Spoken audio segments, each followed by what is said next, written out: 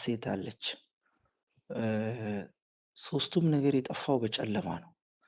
ጨለማ ማለት አለማወቅ ነው። ብዙ ጊዜ መጽሐፍ ቅዱስ አሁን ሕዝቤ እውቀት ከማጣት የተነሳ ጠፍቷል ይላል እና የእውቀት ማጣት ወገኖቼ ጨለማ ነው።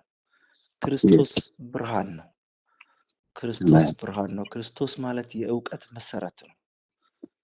የእውቀት ምንጭ ነው። ክርስቶስ ወደዚህ ዓለም ሲመጣ ብርሃን ይዞ ነው የመጣው።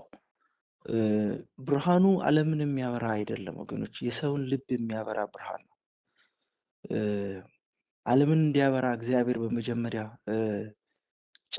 ፀሐይን፣ ጨረቃን፣ ሌሎችን የብርሃን ምንጮችን እንደፈጠረ መጽሐፍ ቅዱስ ይናገራል እና Yes. እነሱ ዓለምን የሚያበሩ ናቸው። የሚታየውን ግዑዙ ኢየሱስ ክርስቶስ ይዞ የመጣው ብርሃን ግን የሰውን ልብ የሚያበራ ነው።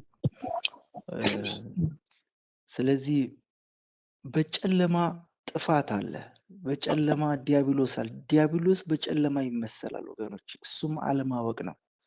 እግዚአብሔር በጣም የሚጠላው ነገር የሰዎችን ድንቁርና ይጠላል።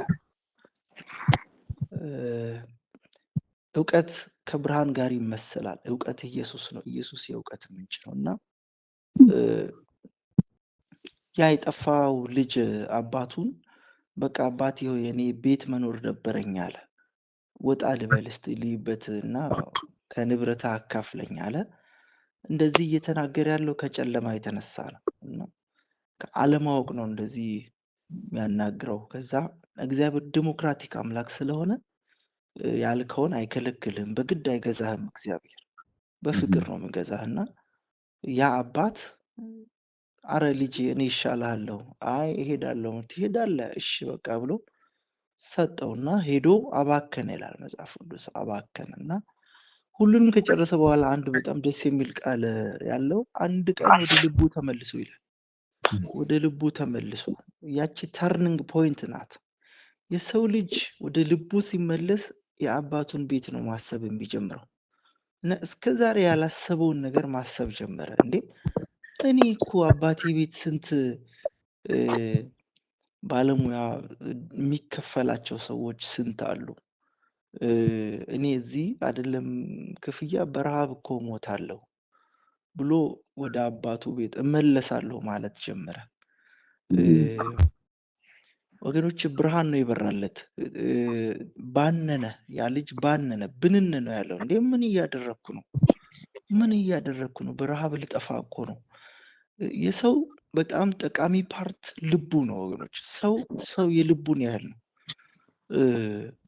ወደ ልቡ ሲመለስ፣ ሰው ወደ ልቡ ሲመለስ የት እንደጠፋ ይታወቃል።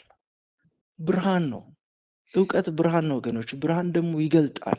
ያ ልጅ ወደ ልቡ ሲመለስ ያለበት ነው ወገግ ብሎ የታየው ማለት ነው። ለካ ጠፍቻለሁ አለ እና ጠፍቻለሁ፣ ይሄ የኔ ቦታ አይደለም፣ እዚህ መሆን አልነበረብኝም፣ እዚህ የሆንኩት በጨለማ ነው። ሰው በጨለማ ይደናበራል፣ የት እንዳለም አያውቅም። እና ልክ ሲበራለት እንዴ እመለሳለሁ፣ ወደ አባቴ ቤት እመለሳለሁ ብሎ ማለት ጀመረ።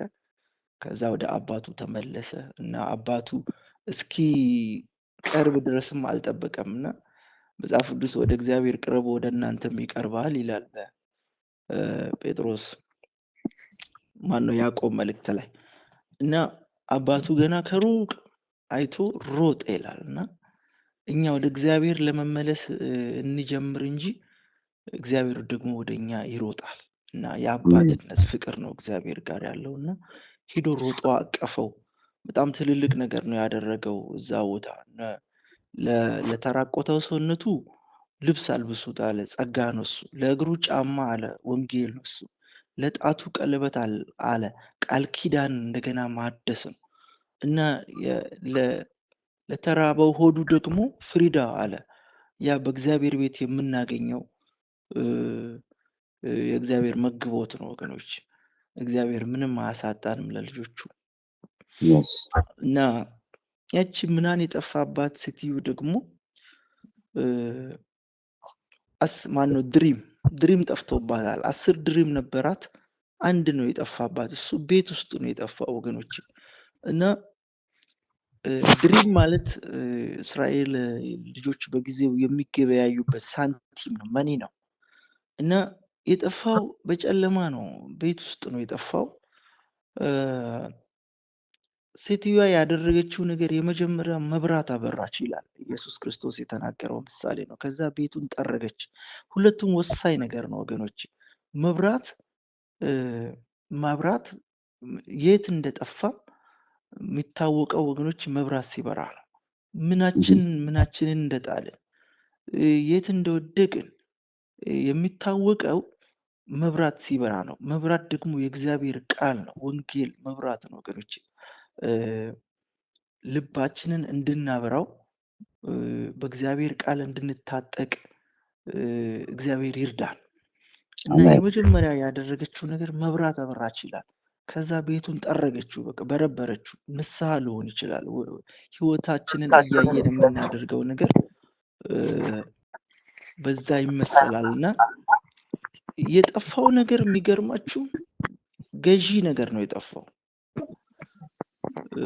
የሚገዛው ቀላል ነገር አይደለም የጠፋው። ድሪም የሚገዛ ነገር ነው።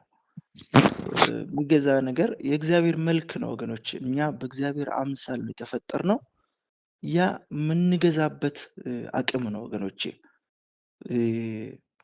ግዙ ነው ያለው እግዚአብሔር። በመልኩ በአምሳሉ ፈጥሮ ግዙ፣ በሰማይ ያሉትን፣ በምድር ያሉትን፣ ባህር ውስጥ ያሉትን ግዙ። ይሄ በጣም ትልቅ ኦቶሪቲ ነው ወገኖች። ስልጣኑ የተሰጠን የመግዛት እኛ እግዚአብሔርን የምንመስለው በአፍንጫችን በፀጉራችን ምናምን ሳይሆን በመልካችን ነው።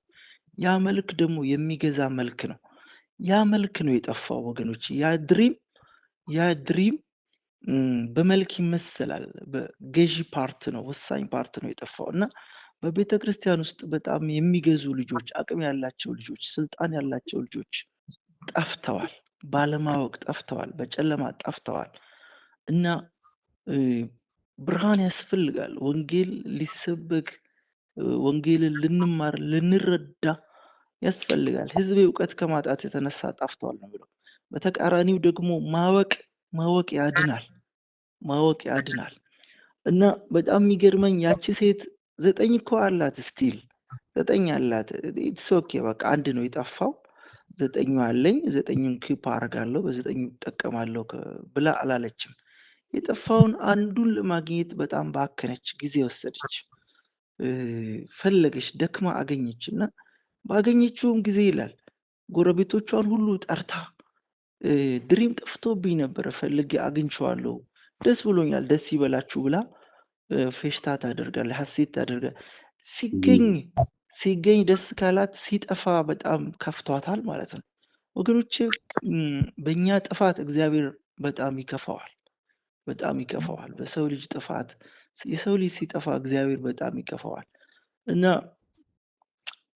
የቀረው ደግሞ ሶስተኛው ያ አንድ በግ የጠፋበት፣ ከ100 በጎች ውስጥ አንድ በግ ጠፍቷል።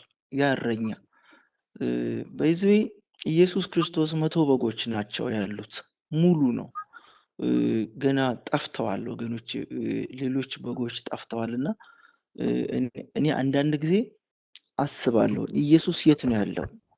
ኢየሱስ በሚዘመርበት ቦታ ነው ወይ ያለው? በቤተ ክርስቲያን ውስጥ ነው ወይ ያለው? ያቺን በግ አንዷን ፍለጋ እኮ ወጣ ይላል እኮ። ያ እረኛ አንዷን ፍለጋ ወጥቷል እና በምድረ በዳ ነው ያለው። አንሴቭድ በሆነ ቦታ ካለችው በግ ጋር ነው ያለው ልቡ።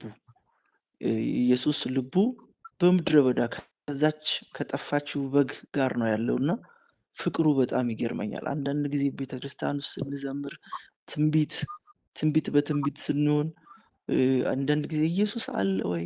እዚህ ነው ኢየሱስ? የጠፉ በጎች እኮ ብዙ አሉ እና ከነሱ ጋር ምድረ በዳ ያለ ይመስለኛል። እና ማስተዋለ እግዚአብሔር ይስጠን። ያቺን በግ ፍለጋ ኢየሱስ ክርስቶስ ወጥቷል። እና የእግዚአብሔር ደስታ አንድ የጠፋች በግ ስትገኝ በሰማይ ታላቅ ደስታ ይሆናል ይላል መጽሐፍ ቅዱስ። ወገኖቼ ከእግዚአብሔር ደስታ ጋራ፣ ከእግዚአብሔር አስተሳሰብ ጋራ፣ ከእግዚአብሔር ፍላጎት ጋራ እንድንንቀሳቀስ እግዚአብሔር ይርዳን። በዚህ ሐሳብ ቃሉን ይባርክልን። በዚህ ሐሳብ ከይድኔ ጋር አጭር ጸሎት ብንጸልይ ደስ ይለኛል።